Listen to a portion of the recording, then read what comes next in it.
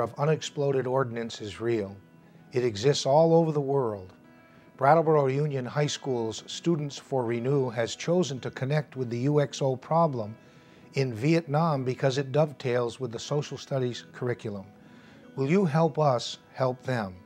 We are asking everyone in the school community to donate a single dollar to the campaign.